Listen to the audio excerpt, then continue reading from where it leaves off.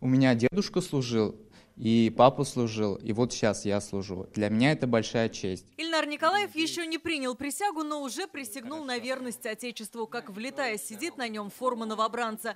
Фельдшер по специальности работал в ФАПе села Чура Кукмарского района. Говорит, приедет в часть квалифицированным специалистом. Через год планирует получить высшее образование и жениться. Дедушка говорил то, что вот он ушел худенький такой, а возвратился уже мужчиной.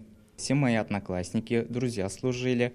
Я у них у всех спрашивал, как в армии, что в армии. Они сказали, ничего не бойся, сам пойдешь, увидишь, потом нам расскажешь. Нас провожали очень хорошо. Мама испекла очень вкусных беляш. Ну, мы татары кушать любим.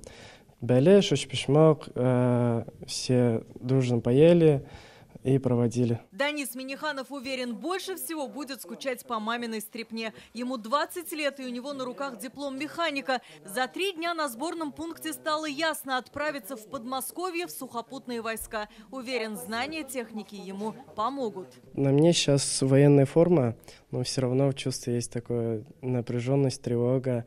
Все равно новые друзья, с новыми людьми знакомиться. Я комбайнер, думаю, эта профессия мне поможет в армии, с учетом того, что я имею права на категории трактора.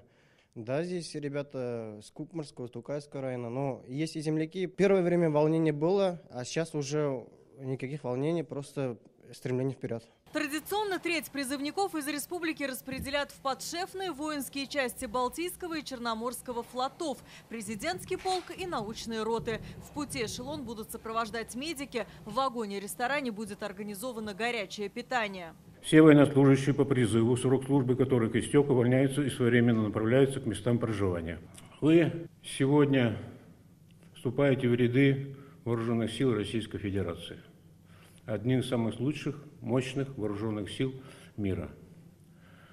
Это высокая честь каждому мужчине служить в вооруженных силах Российской Федерации. Ребят напутствовали священнослужители. За это время вы должны укрепить и свое здоровье, укрепить свой дух, стать настоящими мужчинами. Это для вас возможность не только этого службы в армии как таковой, да, это возможность тем из вас, кто захочет потом связать свою судьбу с армейской службой, успешно продолжить свою службу в рядах вооруженных сил Российской Федерации. Уже сегодня первые призывники пополнят ряды вооруженных сил нашей страны. Если раньше вот такая вот мощная военная техника была знакома им только со страниц учебников, то теперь она же станет на целый год верным сослуживцам. Осенний призыв завершится в декабре. В ряды вооруженных сил из республики отправят около 3000 новобранцев.